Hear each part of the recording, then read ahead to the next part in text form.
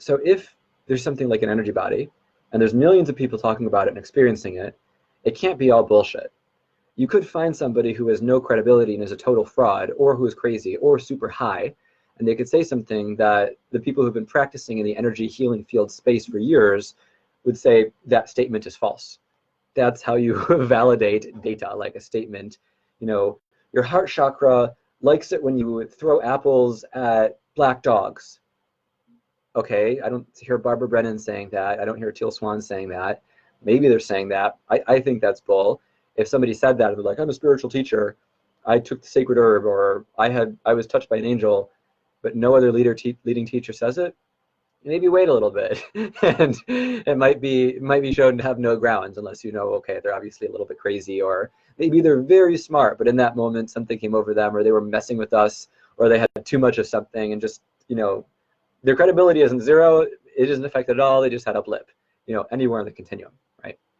So once you know you have a good source of information for spirituality, which I try my best to be, and I'm always improving, you then can make sense of this world of the non-physical.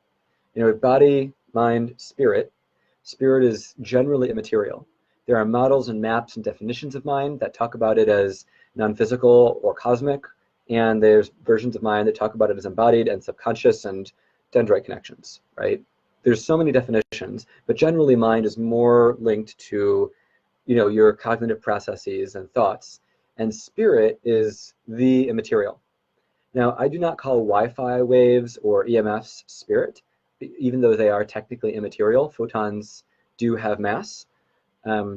And I'm not saying that I'm a master of light physics, so if there's a master of physics about light, please don't start ripping on me. I'm not aiming to make a dissertation here. But if you think of the non-physical, chakras, souls, spirits, angels, divine beings who are not incarnate or haven't manifested form, the energy we exchange like prana, maybe that has mass. I believe it does, but it's too subtle and too small for most devices to measure or catch. But either way, it's part of reality and it's non-physical. So that's the umbrella of spirituality. Some people choose to study that path through Christianity, Judaism, Hermetics, Shamanism, Druidism, Wicca, Islam, you name it. Those all have mystical traditions. But whatever your path, maybe you're just eclectic and you don't have a lineage or tradition and you just take from wherever, and you make sure wherever you learn, you confirm it a few other places so the heart chakra really doesn't care that you throw apples at black dogs. But wherever you're at, you can learn about spirituality, and it doesn't mean you have to do anything. If you learned about all the good things carrots do for you, that doesn't obligate you to eat carrots. If you learn that a certain type of meditation is good for you, you are not obligated to meditate in that way that you heard. If I told you do an exercise in a certain whatever, like I did earlier, like do this exercise 3 times a day, and you don't do it, you're not bad. There's no judgment. If you choose to judge yourself or feel bad, even if you think, oh, that exercise, that meditation, that food is great for me, allowing yourself to feel guilt is an option if you don't do it. Why choose that option? You didn't do your practice, you didn't eat or refrain from that food yesterday, in the last hour, just now, you took one more hit of that joint, whatever it is, it's in the past. And now you can correct that action or commit or vow or take action to ameliorate it and bring yourself back into alignment, right? So thinking about spirituality, it's learning about that non-material. If it's helpful for you or motivating to you to look into the concept of siddhis, spiritual powers, mystical abilities, or reversing your aging, or activating your DNA, or being able to have such strong chi people can physically see your aura. I had a friend earlier, we were playing with prana. There was a ball of chi. He said he could see light waves and feel tension and feel tingles when he put his hand in that prana ball. It was kind of cool. That was not an affront or tribute to any being, and that was not a commitment to any lineage. That was just working with energy, right?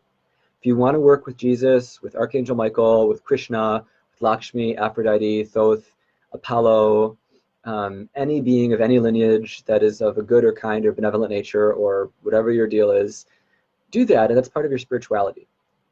Now, if you believe that a faith, your faith, the faith is the one true faith, if you meet somebody who's like, I've got it right and they've got it wrong, and the ones who have it wrong, this bad stuff's going to happen to them, I personally don't buy that. I think we're reality creators. I think all the stories exist as myths that have structure, and some may have a lot of truth that can support our growth and understanding and maybe system of ethics. Probably not diet. You probably don't follow the Old Testament's diet religiously. I met somebody who did, but I met a lot of people who did, and they're mostly beautiful. But if you think about spirituality, think about goals. You know, if you want to be a gymnast, you have physical goals. If you want to be smarter, more patient, more calm, you have mental goals. So what are your spiritual goals? If your spiritual goal is to be happier and you put happiness in spirituality, cool, spend your time there. If you have a goal of being an ascended master, levitating, teleporting, being really good at Qigong, being an excellent acupuncturist, being able to heal animals, plants, or people, being accurately clairvoyant, being accurately psychic, whatever, you know, whatever your goal is, that will determine your practice. And guess what? The same goal setting practice, the same life structure thing, that scaffold can apply. You know, would developing good psychic skills as an intuitive healer to better help other people and get validation that you are giving them valuable, whatever, valuable support, sessions, information, is that skill worth a year's worth of 5 hours a week projects? You know, you would build that skill if you invested that time. If so, do it. You'll get there. You'll have spiritual progress. If not, not, and or something else. If enlightenment is something on your spiritual to-do list as much as enlightenment is about being and non-doing, so some say, then put your time in that bucket and read books on enlightenment and do practices that you believe credible sources say are more likely to help you progress on the continuum of enlightenment, and do it. If it's magic and transmuting reality and all the fun stuff I love and teach, though I think the enlightenment continuum, having progress there is a prerequisite to higher magics, because when you know you're one with everything, the change can just be instant. There's no needing to move energy because there's no energy, and all is energy. As you're progressing, you do want to think about what skills, what foundational skills lead to each. So just to offer a map, not to pitch, although I'd love if you wanted to sign up because I add to it every week. I have a wizard school, and if you scroll down in the description for Facebook Live, you'll see a click. And there's two options, different options to sign up. There's a one-time purchase or a subscription. And the one time you just get the videos that are there now. The subscriptions, you get new ones every month. So I recommend the subscription because if you don't like the stuff, it's cheaper to cancel. And when you look at a foundation of learning, like what do you start with, what do you move into, then you consider start with the foundation, help you get clear on what's going on, what reality is, what a soul is, what energy is, how that affects life, how that affects spirituality, how to work with other people, how to heal and strengthen and develop mystical abilities. And you get like a spirituality 101 or a wizard's magic 101, but you get the practical data and science along with it. Now, my wizard school I think is good. I filmed it a couple years ago, but the quality is good. I'm in better shape now. But also Teresa Willard's Mystery Teachings on Gaia.com, very good, highly recommended. Not affiliated yet. I would love to teach for them, but maybe in a little bit. Dr. Joe Dispenza, great stuff, both there and in his books and his YouTubes. Dean Radin too, really good teacher of science and spirituality. Great books, great research, right? And in my book Magic is Real and my blog and in any DMs, I have hundreds of references of really great people who teach spiritual energy topics. So whoever's a good fit for you, maybe it's me and somebody else, maybe it's not me but 4 other people, you know, whatever it is, whoever your best teacher is, like I hope you find them, learn from them, use their maps until you know how to customize your own personal created reality to what your own map is. Maybe it's a mirror of theirs, maybe it's blending a few, you know, you be you. And then you enjoy life and progress.